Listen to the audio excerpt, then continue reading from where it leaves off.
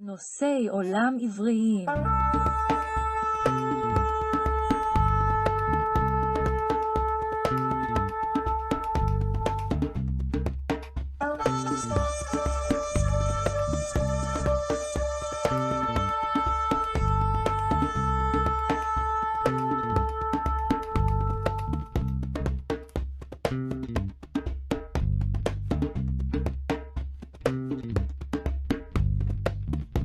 Temas del mundo hebreo.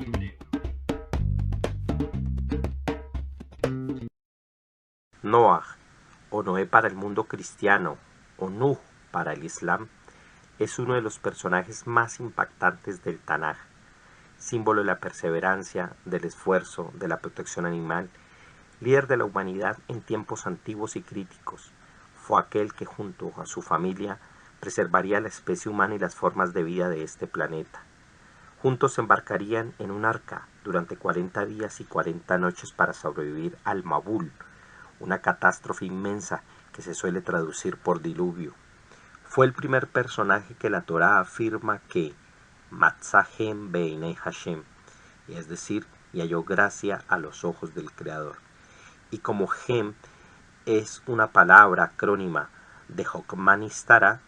es decir, uno de los nombres antiguos para lo que hoy se conoce como Kabbalah y que suele traducirse como sabiduría oculta,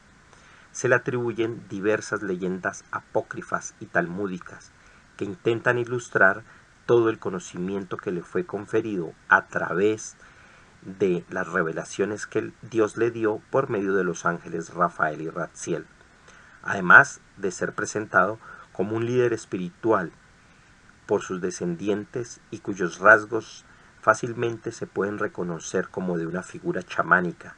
y que no en vano por eso la Torá lo llama también el Ish Adama, el hombre de la tierra, y receptor primordial de las 7 leyes para toda la humanidad. Para ilustrar aún más esta idea, presento en este video una introducción por primera vez al español de un pequeño documento llamado el Sefer Noah, el libro de Noah.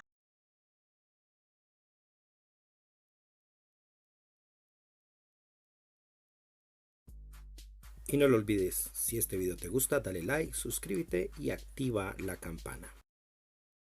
Shalom, bienvenidos una vez más a Temas del Mundo Hebreo.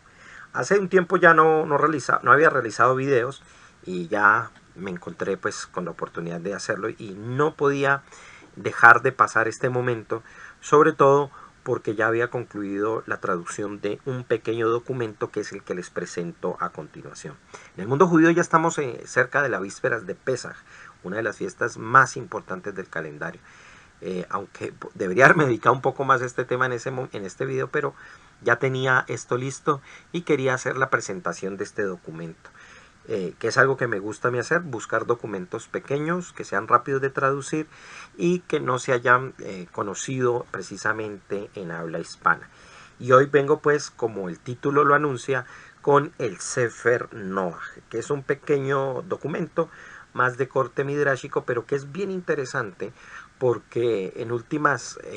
por la época del parecer que viene, como ya lo presentaré, tiene un vínculo midrashico de bastantes escuelas que en algún momento tuvieron relación y conocimiento con los documentos de Qumran. Entonces por eso y entre otras cosas es bastante interesante. Pero bueno, para no hacer más preámbulo vamos a ir directamente al tema, no sin antes hacer una suerte de presentación del protagonista, Noah, Noé, para el mundo cristiano, o Nuh para el mundo árabe, uno de los personajes quizás más conocidos de la literatura universal, y que en esta ocasión, en este breve libro, se nos va a contar algo bastante interesante en torno a las creencias e ideas que habían sobre su vida y cómo había recibido revelaciones, cómo había aprendido él a hacer el arca y de qué manera se comunicaba él siendo profeta con el mundo espiritual. Por eso pues me pareció indicado hacer una presentación breve de otros elementos importantes que debemos tener en cuenta para poder darle un mejor contexto a este libro que leeré hoy. Recordaré algunos puntos sobre la vida de Noah y también, por supuesto,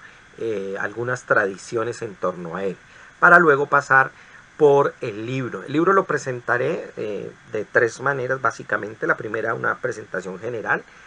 explicando un poco su contenido. Luego en silencio presentaré también el libro en hebreo para que aquellos que quieran verlo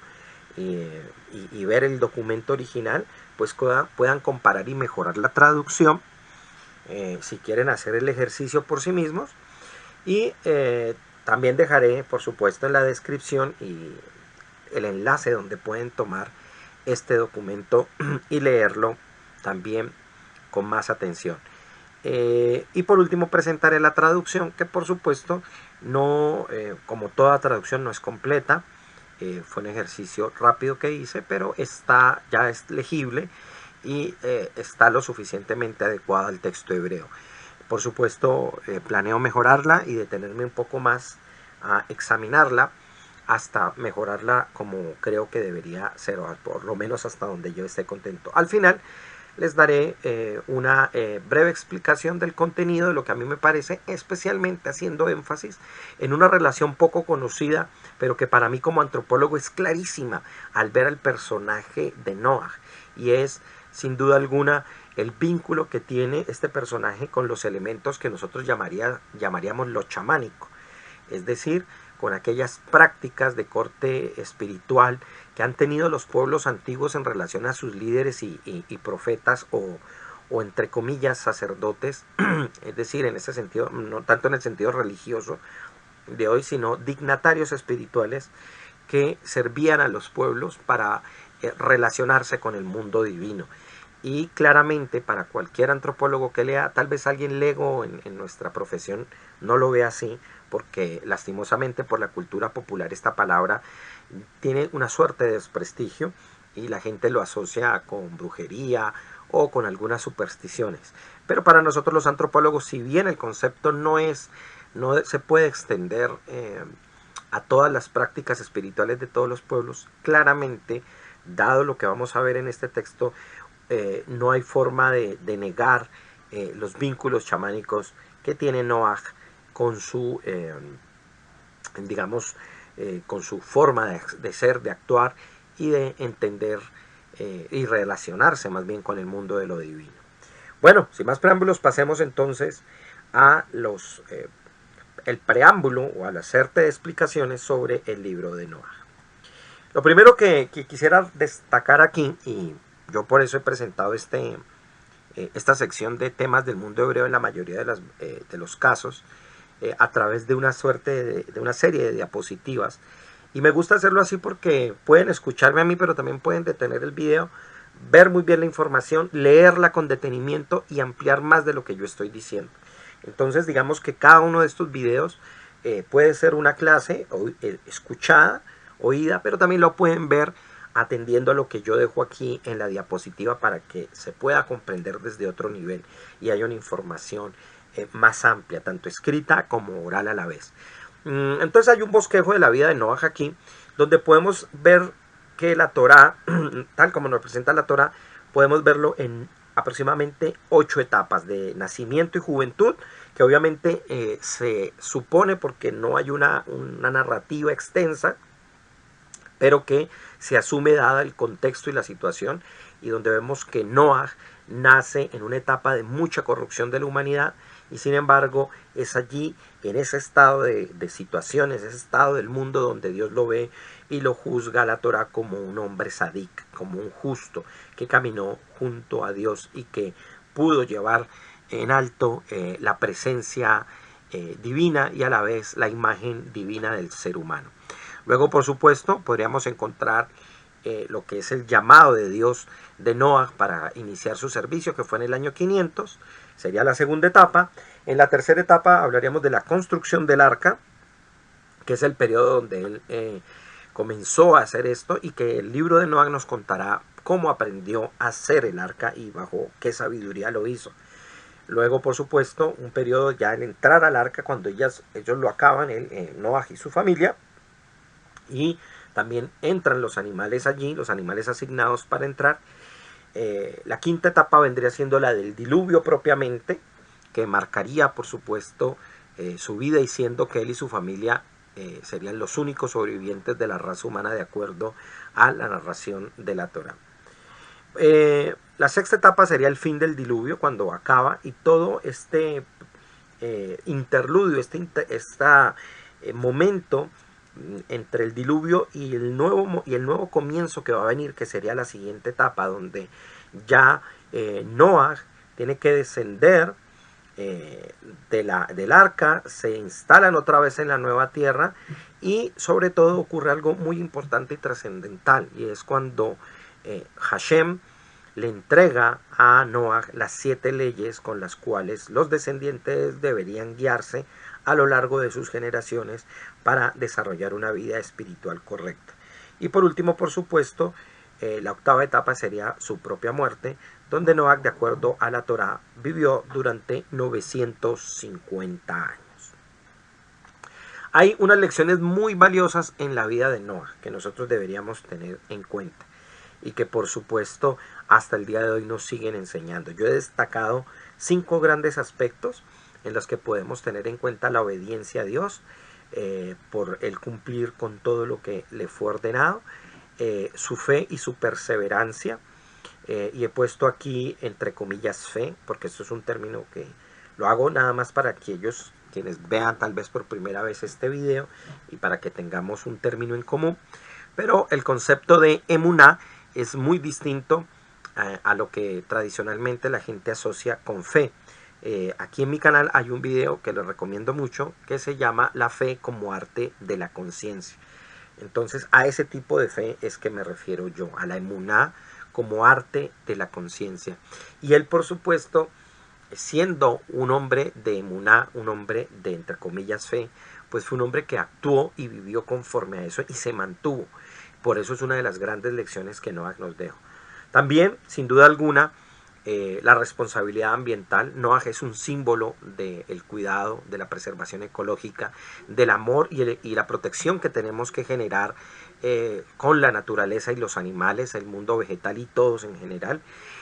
ya que Hateva, la naturaleza, es una de las formas, es uno de los nombres o es una de las manifestaciones de lo divino, y por lo tanto también tenemos que cuidarla y protegerla, y Noah es sin duda alguna digamos el representante simbólico como personalidad de esta responsabilidad. También, sin duda alguna, Noah nos da una lección enorme, que es la que yo destaco aquí como el cuarto momento, y es la importancia de la rectitud.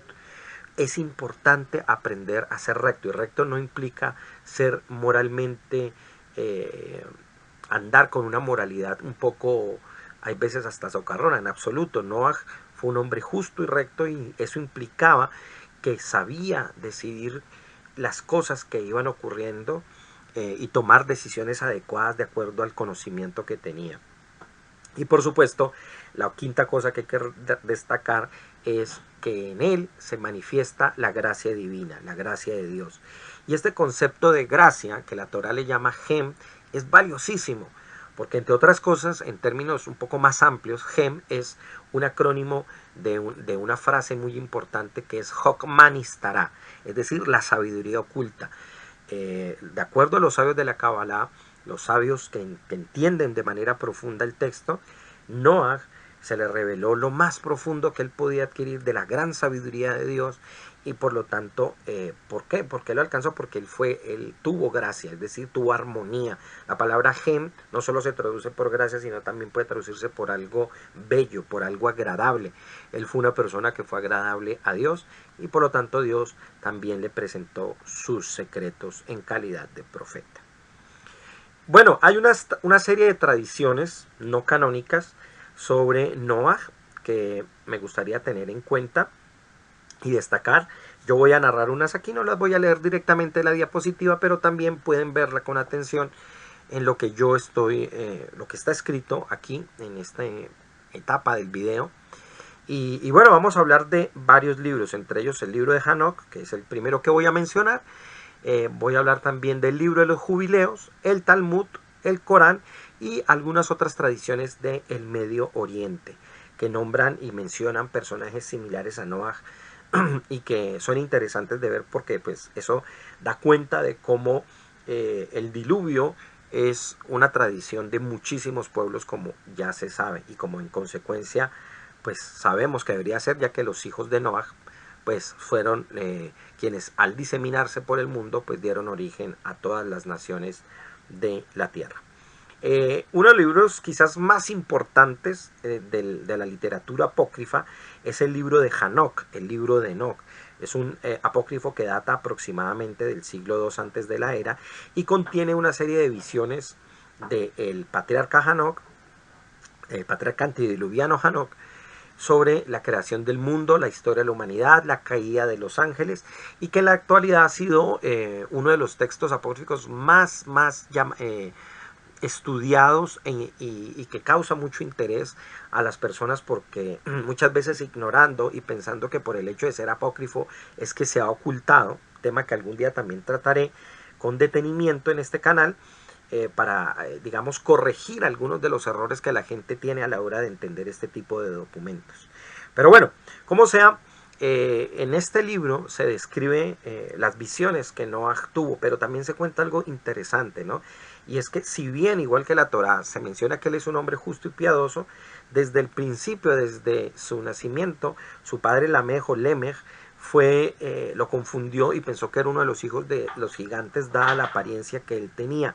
Él fue hasta donde su padre Metushelach y él le explicó que efectivamente era un hijo de él, no era un hijo de los gigantes, y que más bien su apariencia se debía al descanso que iba a ocurrir, a la etapa nueva que iba a venir a través de ese hijo, y que la humanidad iba a ser precisamente restaurada del mal que estaba ocurriendo allí. También en su adultez, por supuesto, nos cuenta el libro de Hanoc, que Noah recibió muchísimo conocimiento de corte astrológico y él se lo transmitió a sus hijos.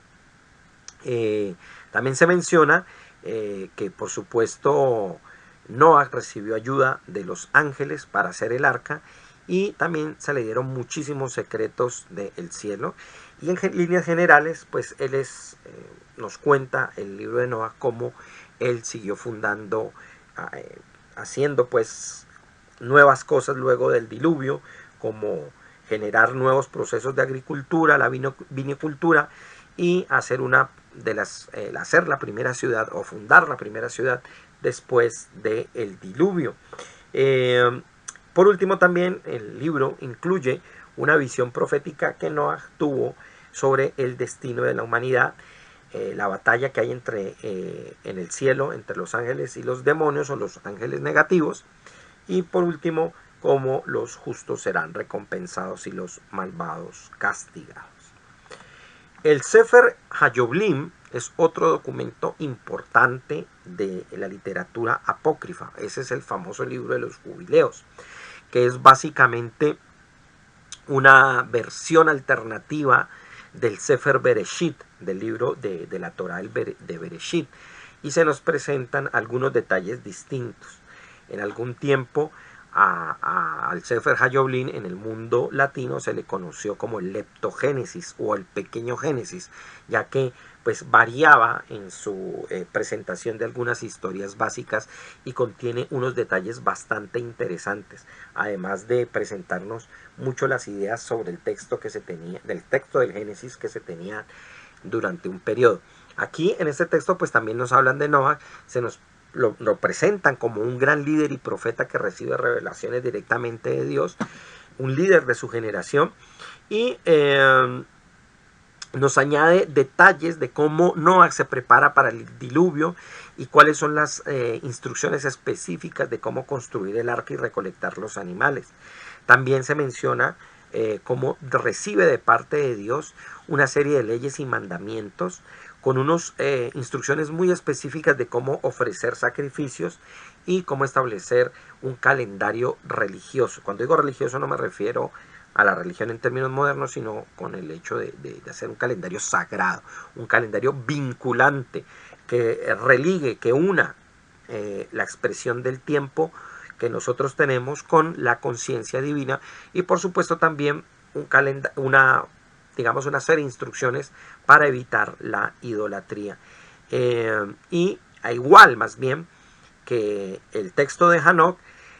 describe también una escena en la que Noah tiene una visión sobre el futuro de sus descendientes y cómo las naciones se desarrollarían a partir de ellos. Bueno, el Talmud también contiene información sobre Noah. El Talmud, para aquellos que no lo saben, y esto lo explico de manera breve, es el libro o el documento que estudiamos para entender de manera más profunda la Torá de acuerdo a las enseñanzas de los sabios del Segundo Templo. Contiene en buena medida la Torá oral o la dinámica de la Torá oral para comprender precisamente la Torá. Se compone de dos partes, de la Mishnah y de la Gemara. La Mishnah fue redactada en el tiempo de los sabios tanaítas, los que enseñaban, se llama así, y ellos a través, digamos, la sabiduría de esta generación fue compilada por Rabbi Yehuda Hanasí y compuso un texto llamado la Mishnah. La segunda parte del Talmud se llama la Gemara y es una suerte de diálogos entre muchos rabinos, los rabinos amoraítas, es decir, otra generación posterior, aquellos que repetían, que enseñaban sobre la Mishnah, y tienen una serie de diálogos y discusiones en las que debaten sobre lo afirmado por Rabbi Yehuda Hanasí. Y esta segunda parte contiene leyendas, contiene instrucciones halágicas, es decir, de término legal, y contiene disertaciones midrashicas, es decir, disertaciones mucho más profundas acerca del texto, donde se hacen búsquedas mucho más precisas para comprender los textos de la Torá. Aquí el Talmud se divide en varios tratados, que son los que yo menciono aquí. En el tratado Berajot 58a se menciona, por ejemplo, qué fue lo que pasó con Noah cuando plantó las viñas y qué fue lo que produjo y si esto fue bueno o malo. Para algunos algunos rabinos sostienen que esto fue algo negativo en su vida, y otros dicen que esto fue una cuestión de libre albedrío y una posibilidad que él tenía. En la página 70a del Tratado de Sanedrín se discute un poco el hecho de que Noah no intentó convertir al resto de la humanidad y que él se quedó muy silenciado y no advirtió al resto de la humanidad. Y vuelve a haber un debate entre los rabinos, porque para algunos esto fue un error y otros lo defienden diciendo que eso había sido una consecuencia lógica, dado que el nivel de corrupción humana era tan alto que él sabía que no lo iban a escuchar. En el mismo tratado, en Sanedrín 108a, nos hace un énfasis en su nombre, porque se descansa, como su nombre significa descanso, consuelo, que ese fue un nombre que le dio su padre Lemech, y cómo él iba precisamente a traer alivio a todas las penurias que la humanidad de ese entonces tenía. Y por eso se dice que recomienda y elogia el Talmud a Noah, diciendo que uno debe ser como Noah y no como Adán, porque por Adán nosotros fuimos extraviados, más por Noah fuimos nosotros bendecidos con seguir existiendo, y él fue el que paró a la humanidad en su nueva dignidad. Y en el Tratado de Miglá 14a se menciona todo lo que sucedió después del diluvio, y cómo él planta el jardín y cómo se dedicó todo ese tiempo, especialmente 40 días después, a sembrar y a desarrollar la agricultura. En la tradición del Islam, ustedes saben, el libro más importante para ellos es el Corán. Y en esta tradición, o en este texto que recoge muchas tradiciones también del Medio Oriente, el Corán deja otra información bien interesante sobre Noah, que hace parte pues del conocimiento de lo que se tenía en él sobre Noah en el Medio Oriente. Por ejemplo, en la Sura 71 se relata la historia de Noah y su llamado al pueblo, y cómo él tenía que llamarlos, convocarlos para el arrepentimiento, a fin de que la humanidad de ese momento volviera a Dios. Otro de los elementos interesantes es que se menciona a Noah como uno de los profetas más antiguos, que fue enviado en un periodo en que la humanidad había caído en una idolatría absoluta y en una inmoralidad terrible, y cómo él fue el hombre convocado para que la humanidad escuchara esto. Hay otro punto interesante que menciona la tradición del Islam, y es que Noah tuvo un hijo que muere en el diluvio, y él se opuso al mensaje de Noah, y esto le causó muchísima tristeza a Noah. Y también nos cuenta cómo él vivió después del diluvio enseñando a muchísima gente, y cómo siguió instruyendo a todos los descendientes de él durante muchísimo tiempo. Sin duda alguna, otro de los elementos importantes que hay que entender para capturar la idea de quién es Noah consiste en entender, o más bien conocer, algunas de las epopeyas y épicas que se escribieron mucho antes incluso que la misma Torá, y que hacen parte de la tradición del Medio Oriente. Sin duda alguna, la más conocida de todas es la epopeya de Gilgamesh, donde nos cuentan cómo este rey tiene que ir y buscar a Utanapishtim, que fue quien construyó el arca en un pasado muy remoto, y cómo él se salvó junto a su familia y a los animales de un diluvio que los dioses habían traído. También otro texto que nos habla de una inundación con un personaje que sobrevive del diluvio es la lista real sumeria, y aquí este personaje no se llama Utanapishtim, sino que se le llama Siosudra, y es quien sobrevive al diluvio. Otro documento también conocido es Atrahasis, que es un poema épico acadio, y ahí se nos cuenta precisamente la historia de Atrahasis, que es quien sobrevive en el diluvio, por un diluvio que fue enviado por los dioses para castigar a la humanidad. Volvemos a ver el mismo panorama, nada más que en este caso, por supuesto, dado que es un contexto politeísta, pues lo presentan como muchos dioses, a la fuerza total, al creador. Y él fue avisado dentro de todos esos dioses por el dios Enki para que construyera el arca y se salvara también una vez más junto a su familia y a los animales. Bueno, ahora sí, vamos a ir a la edición propiamente del texto que vamos a ver hoy, que es el Sefer Noah. Este es un libro pseudoepígrafe del periodo del Tanaj. Cuando hablamos de pseudoepígrafe, aquí hay discusión sobre si el nombre de pseudoepígrafe en realidad es adecuado o no para este tipo de documentos apócrifos. No voy a entrar en ese debate, porque pues la intención de los textos antiguos no es simplemente engañar al lector dándole una atribución a un determinado nombre, sino que se recibe ese nombre o se le da ese nombre porque trata de un determinado personaje. Este libro se supone que habría circulado durante el siglo II antes de la era, y se cita en el libro de Enoch, en el libro de Hanok, en el libro de los jubileos y en los muchos rollos del Mar Muerto encontrados en Qumran también hay mención de este documento. De igual manera también se encuentra en otro texto apócrifo llamado el Testamento de Leví. Atención, porque cuando lea el documento se darán cuenta que este es casi que un resumen sobre el encuentro de un libro muy especial que fue entregado a través de ángeles, y que desde el pasado de la humanidad pues también se leyó, lo leyó Adán, lo leyó Hanok, y también llegó a Noah. El libro propiamente que se menciona allí no se conoce, simplemente se referencia, y lo que vamos a leer ahí a continuación es una suerte de extractos y resúmenes legendarios que se compusieron de una misma manera, en un orden, y se les llamó el libro de Noé, el libro de Noah. Entonces, la versión que está presentada aquí fue incluida originalmente en una obra llamada Bet HaMidrash, que editó Adolfo Jelinek, en el tratado 3, páginas 55 y 56, él tiene un extracto allí, y luego también fue traducido al alemán de una manera ya más completa en un libro dedicado a los jubileos, al libro de los jubileos. Este texto básicamente repite esas mismas ideas que están en el libro de los jubileos, y se amplían o se detallan algunos aspectos.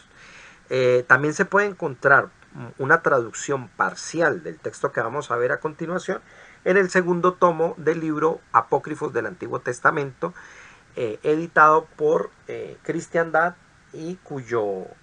editor principal fue Alejandro Díez Macho. El documento también lo pueden encontrar en Beit Midrash Leyalienik, y fue editado y se puede conseguir también en un enlace que pongo aquí, lo presento, pero que también aparecerá en la descripción de este video. Antes de olvidarme, quiero explicar, eso sí, un contenido, los 3 elementos que tiene el texto antes de pasar a leerlo.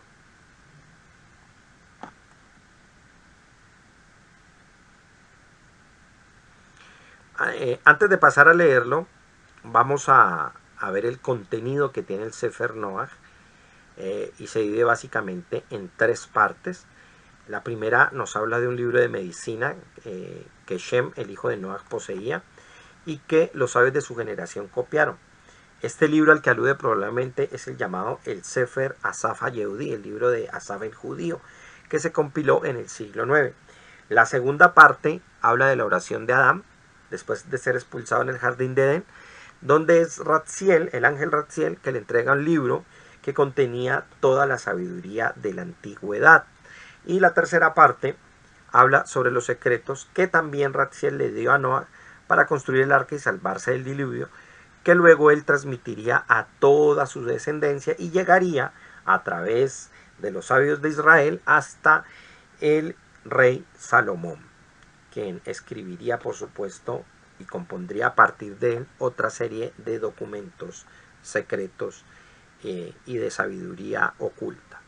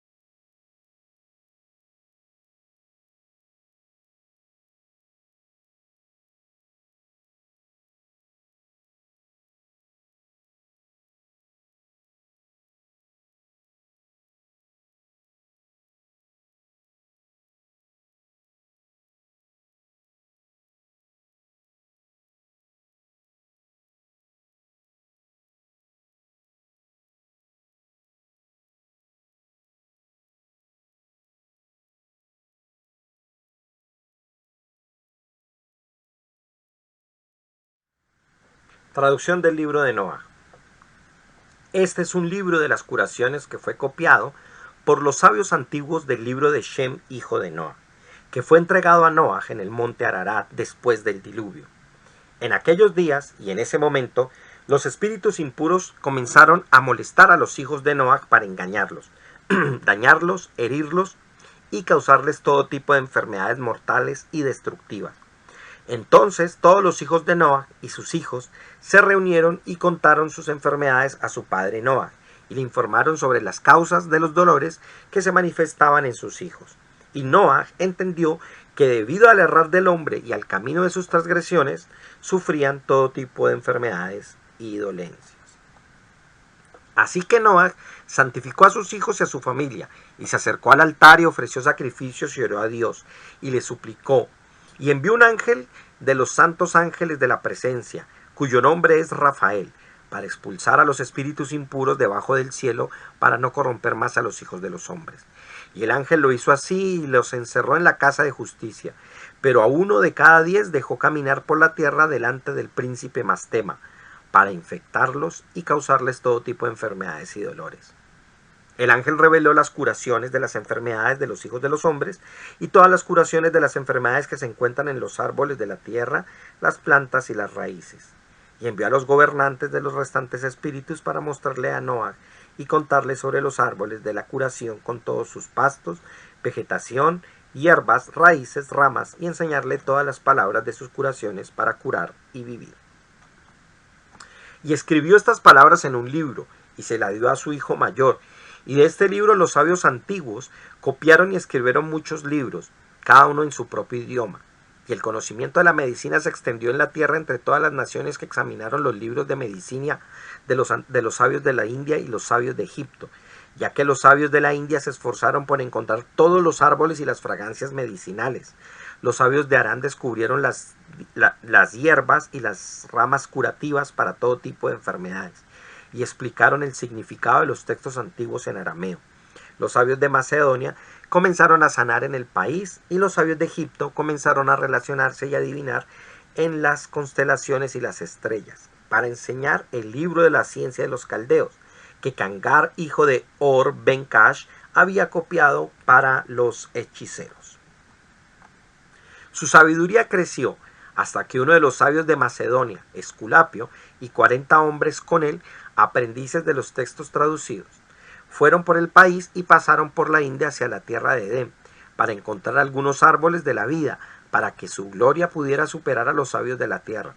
Y cuando llegaron a ese lugar y encontraron los árboles curativos y los árboles de la vida, extendieron sus manos para tomarlos. Y Hashem los fulminó con una espada que se revolvía, y todos fueron golpeados por los rayos, y ninguno escapó. Y la medicina fue abandonada por los médicos, y la sabiduría de los médicos quedó en desuso durante 637 años, hasta que reinó el rey Artajerjes. En sus días se levantó un hombre inteligente, sabio y educado en la literatura médica y entendido en todas las cosas, llamado Hipócrates, el macedonio, y otros sabios de las naciones lo siguieron, como Asaf el judío, Discardios el poseedor, el galeno, el capadocio, y muchos sabios más. Y la corona de la medicina se renovó, como sigue siendo hasta este día. Esta es la oración de Adán, el primer hombre, que oró cuando fue expulsado del jardín de Edén, hasta que se le dio este libro sagrado, y suplicó ante el Poderoso diciendo: Señor Dios eterno, tú creaste todo el universo para tu esplendor, honor y protección, y haces tu voluntad. Tu reino es eterno y tu gloria dura de generación en generación, y nada se oculta de ti, ni nada se esconde de tu vista. Tú me has establecido en tus obras, y me has hecho gobernar sobre todas tus criaturas. La serpiente maldita me engañó con el árbol del deseo, y también mi esposa me engañó, sin informarme de lo que sucedería conmigo, con mis hijos y con las generaciones venideras.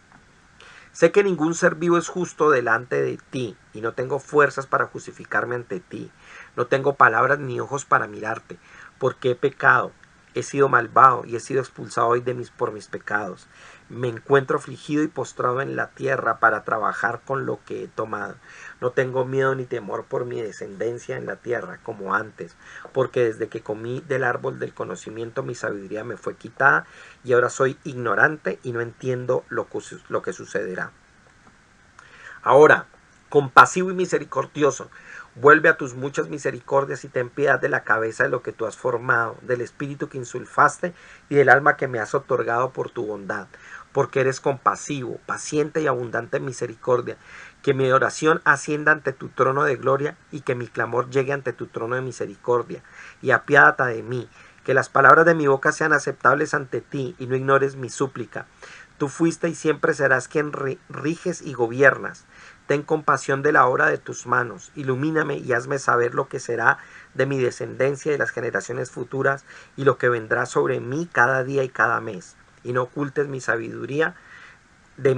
no ocultes de mí la sabiduría de tus ayudantes y ángeles. Después de 3 días de oración, el ángel Raziel se le apareció con un libro en la mano mientras se sentaba junto al río que sale del jardín de Edén. Le preguntó por qué estaba preocupado y sorprendido, y le dijo que había venido para enseñarle las palabras puras y sabiduría de este libro sagrado. Le dijo que conociera hasta que fuera llamado en el día de su muerte. Cada persona de su descendencia que siguiera las enseñanzas de este libro con humildad y pureza de espíritu, sabría qué le depararía cada día, si habría mal o hambre, o plaga, o sequía, o exceso de lluvia, o si los impíos gobernarían. Sabría si habrían guerra, sufrimiento o muerte en las personas o en los animales, y si habría justicia o injusticia en el mundo. Él le pidió que se acercara y le explicara la santidad y el propósito de este libro. El ángel Ratziel abrió el libro y leyó en voz alta a Adán. Cuando escuchó las palabras sagradas del libro de la boca del ángel Ratziel, cayó al suelo temblando. Ratziel le dijo: levántate, fortalécete, no tengas miedo, y toma este libro de mis manos, cuídalo, porque a través de él conocerás y entenderás y podrás informar a todos aquellos que lo merezcan, y tendrán parte de él. Cuando Adán tomó el libro, un fuego ardiente surgió en la orilla del río, y el ángel subió al cielo en una llama. Entonces Adán entendió que era un ángel de Dios, y que el libro fue enviado por el Rey Santo, y lo sostuvo en santidad y pureza. Después de 4 generaciones se levantó Hanoc, hijo de Yared, y se instruyó en el temor de Dios. Dirigió su vida en pureza, y se bañó y se santificó con agua viva,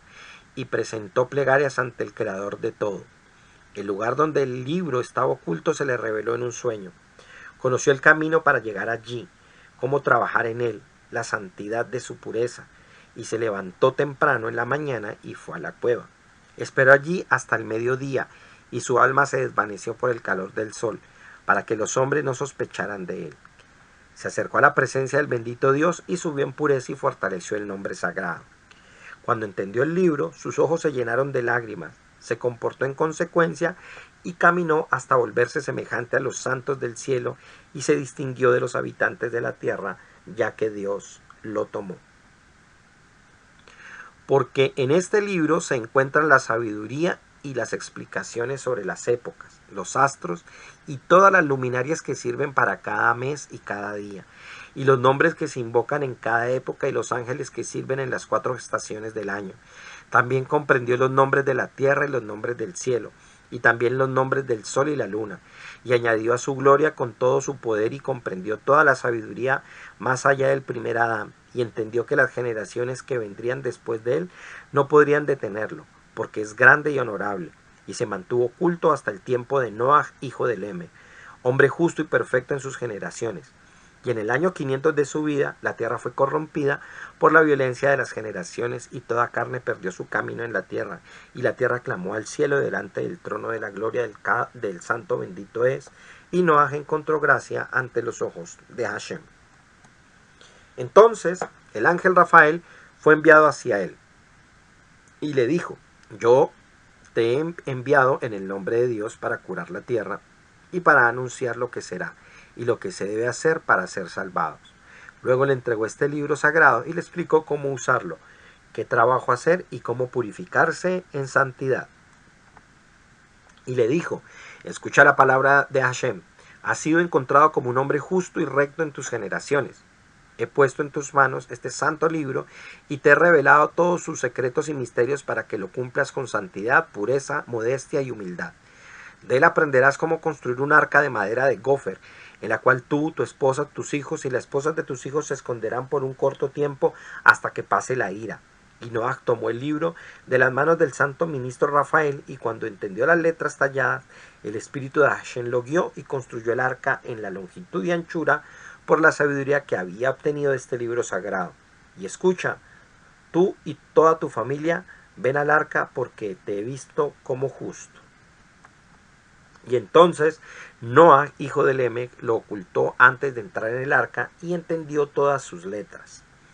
Y trajo al arca a su esposa y a 7 parejas, y Hashem cerró por él la puerta, y el diluvio duró 40 días y 40 noches. Entonces abrió su boca con sabiduría y entendimiento, y bendijo a Hashem Dios, el gran Rey, el poderoso y el temible.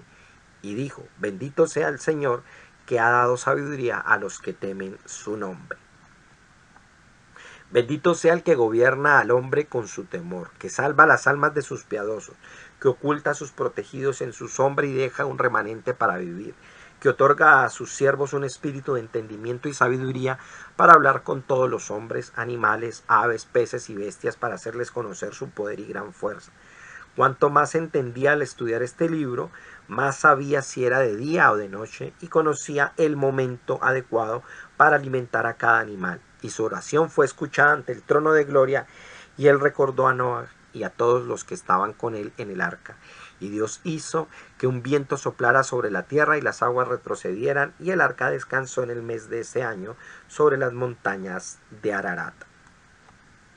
En la sabiduría de este libro, Noah siguió y le dio a conocer a su hijo Shem, porque él entendía la construcción del arca, y su hijo Shem continuó actuando y fortaleciéndose en su santidad, y luego se le entregó a Abraham, y Abraham a Isaac, Isaac a Jacob, y Jacob a Leví, y Leví a Moshe, y Moshe a Aarón, y Aarón a Pinjas, y Pinjas a su hijo, y todas las generaciones después de él. Ese es el libro de los libros secretos que fue dado a Noah, hijo de Lame, hijo de Metushelach, hijo de Hanoch, hijo de Mahalalel, hijo de Nosh, hijo de Shet, hijo de Adam, por la boca del ángel Ratziel, en el año en que entró en el arca antes de su entrada, y fue escrito en una piedra de zafiro en el pozo del bien. De él aprendió maravillas, secretos, valores de entendimiento, pensamientos humildes y virtuosos, y consejos para estudiar las alturas celestiales y recorrer todo lo que hay en las 7 habitaciones, y para comprender todos los movimientos, y para examinar el camino de la luna, y para conocer los caminos de Kesil y Quimá, es decir, unas constelaciones, y para narrar cuáles son los nombres de los seres celestiales de cada firmamento y firmamento, y conocer sus obras, y cuántos tendrán éxito en cada asunto. Y cuáles son los nombres de los guardianes de cada temporada, y escuchar sus instrucciones para hacer todo deseo a fin de acercarse en pureza, y para aprender acerca de la vida y la muerte, para entender el bien y el mal, y para estudiar los tiempos y momentos a fin de saber cuándo nacer y cuándo morir, cuándo herir y cuándo curar, y para interpretar sueños y visiones, para despertar la guerra y contemplar batallas, para gobernar sobre espíritus y plagas, para enviarlos y hacer que vayan como esclavos a observar los 4 vientos de la tierra, para ser sabio en el sonido del trueno, para contar la acción de los rayos, para anunciar lo que será en cada mes, y para estar firme en todos los asuntos, ya sea para cosechar, para almacenar, para la paz o para la guerra, y para llegar a ser uno de los temerosos, y para comprender y para entender los tesoros de lo alto. La sabiduría del libro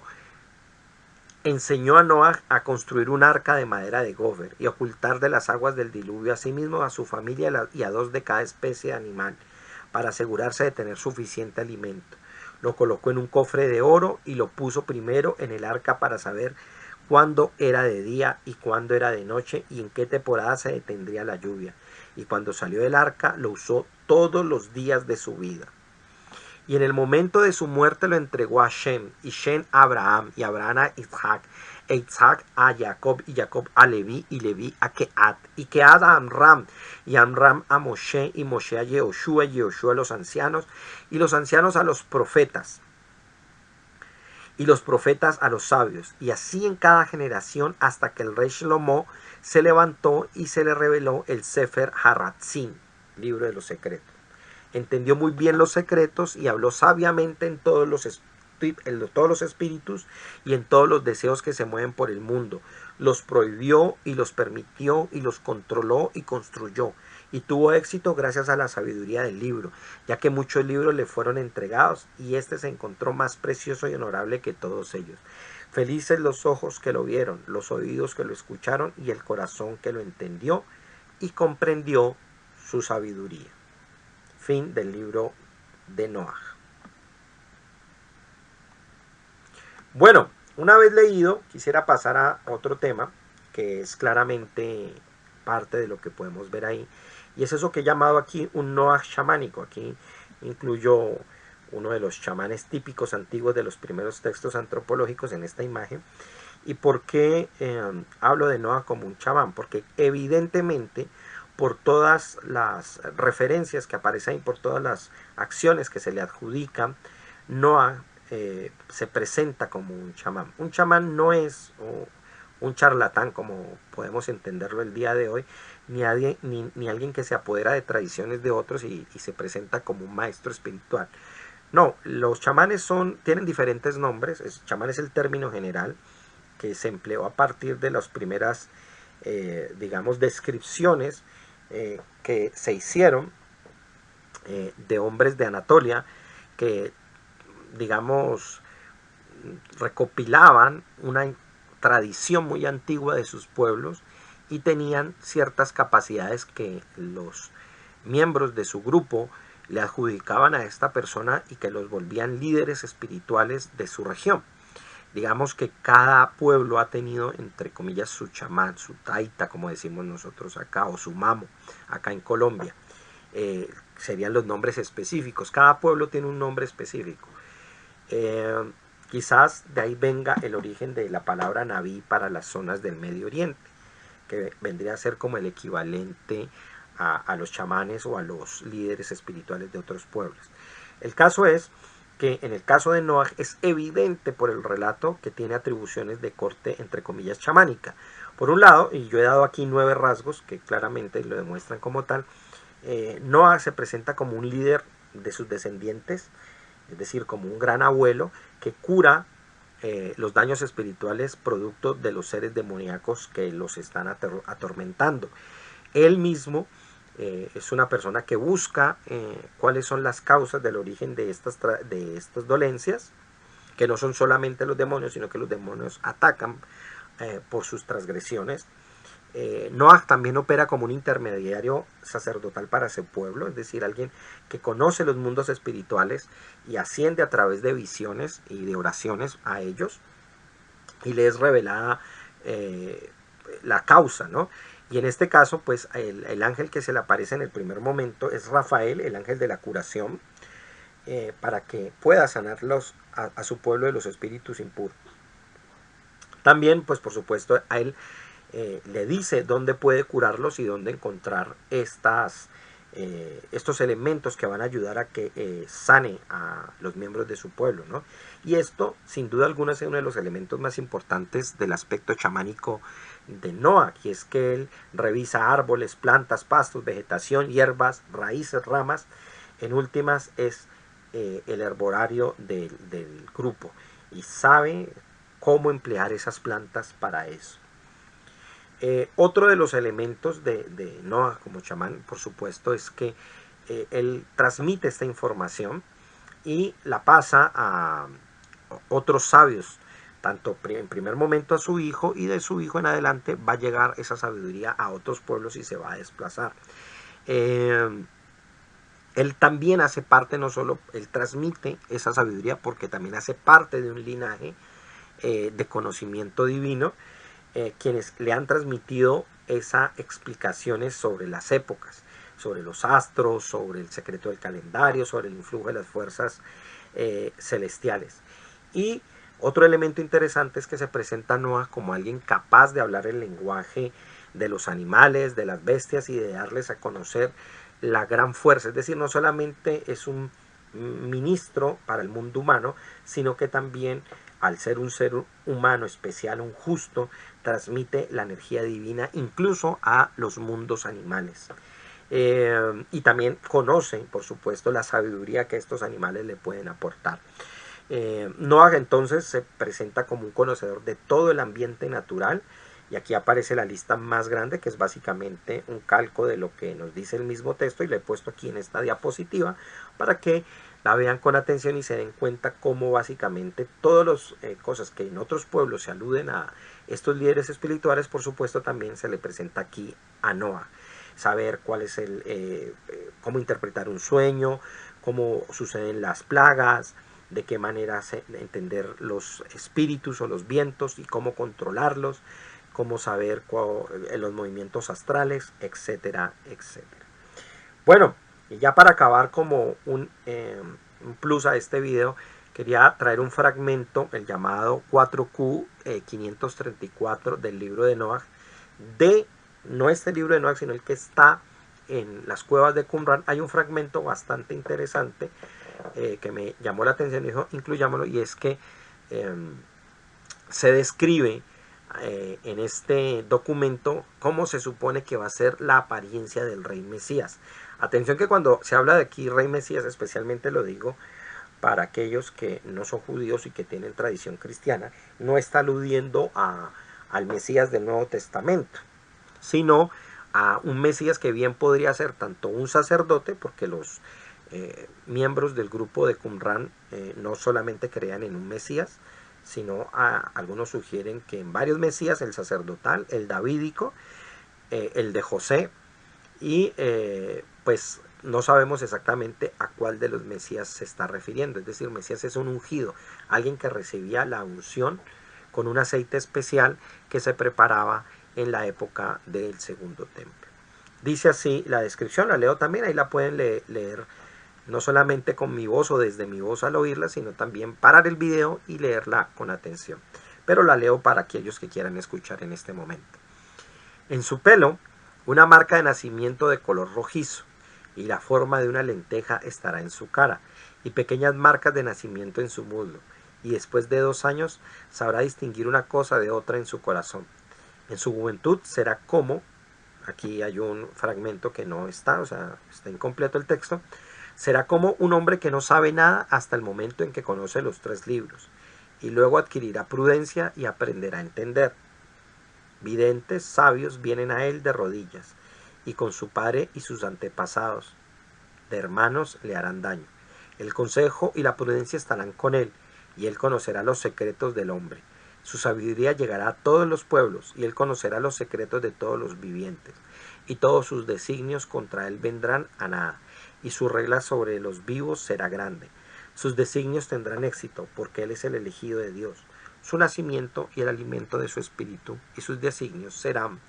para siempre.